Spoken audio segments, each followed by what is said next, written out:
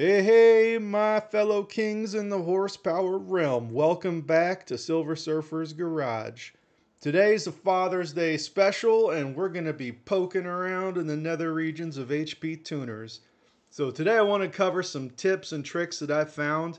It has saved me numerous times. I can't even tell you how much I've messed up and how much this stuff has saved me. It's also saved me time and saved me from making mistakes in the first place.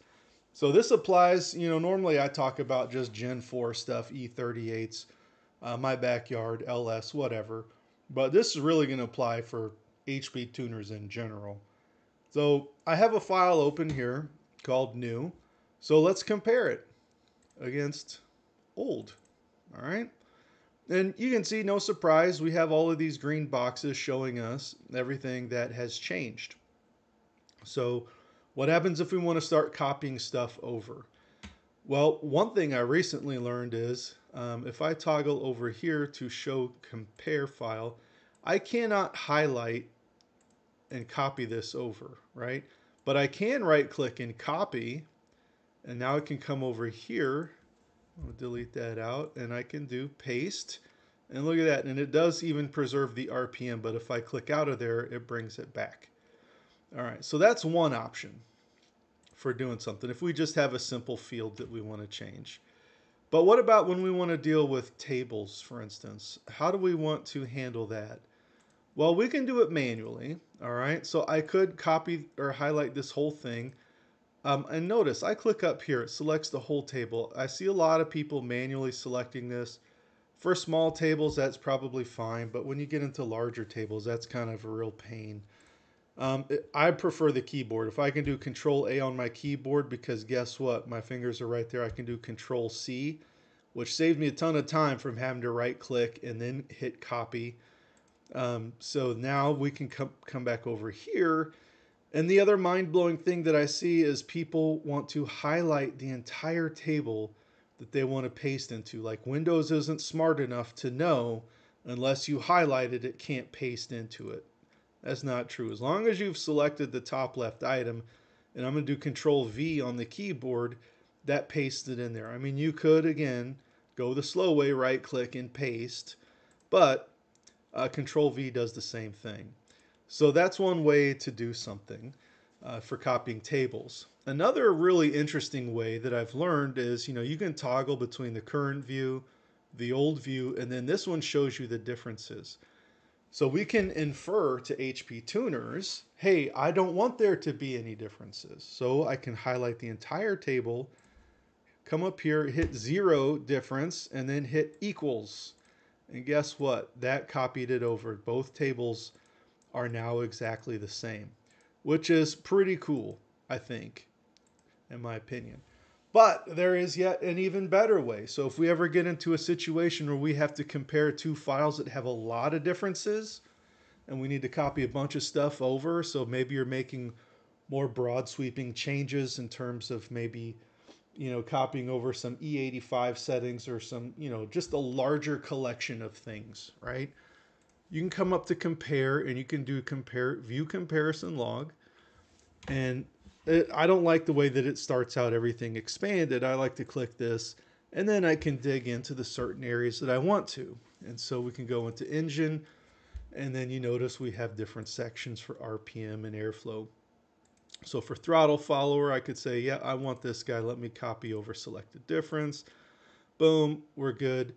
But this is also a hierarchical view. So I could right click this airflow and do copy over selected differences, and it would get both of these guys. Or if I just highlight the entire idle or the entire engine, so like if I do idle, copy over, it did everything. And then if I right click engine and do selected, then it does all of the engine as well. But just be aware that if you right click and do all differences, it's going to get everything. And most likely you don't want to do that, especially if you're copying between different operating systems. That could lead to errors. I don't really like that copy all, but it does exist. But let's say we did it for good or bad. Maybe it was an accident. And then maybe we say, you know what? Also, I'm going to hit save. Now we're in trouble There is no global undo, right? How do we undo all of those changes? And this, perhaps, is one of the coolest things that I've learned. In the edit menu, there is the view change and history logs. When I click on this, there are actually two tabs up here. Current unsaved, which this is going to show you all of the stuff that you've changed and haven't saved. So if I just change this to 1, for instance, come over here and hit refresh, there it is. Max idle speed, max idle speed. It's telling you that it has changed. But this guy is a complete database of all of the changes that have ever been made in this file since the beginning of time. This is crazy. Why aren't these, in this case, why is this HP Tuners file just a few kilobytes? This thing should be gigabytes. Like, it has so much information in there. So here I am. I made this change today. I hit save. How do I undo it? Check this out. I can expand in here and I can, look at all of these changes that I did. But if I want to revert back to this one, guess what? I'm going to right click and I could open in new, but guess what? I can straight up compare this file against itself. Boom. Check that out. And now I can go back to view comparison log and look at all this stuff. And I can say, whew, now I do need to copy over everything and hit save. And now we're back to our original. So if I do back to open compare and do old, all of the original stuff is here of how I started. This is pretty amazing because what happens to me, I go out, I collect a log, I get so excited to get back in the shop and look at that log and roll in some changes to the new file. But I forgot to do a save as, right?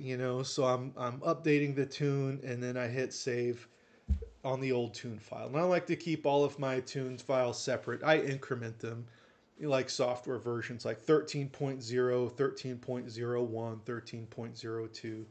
So that way all of the log files are named the same way and I can always have a perfect match between one log file and one tune file.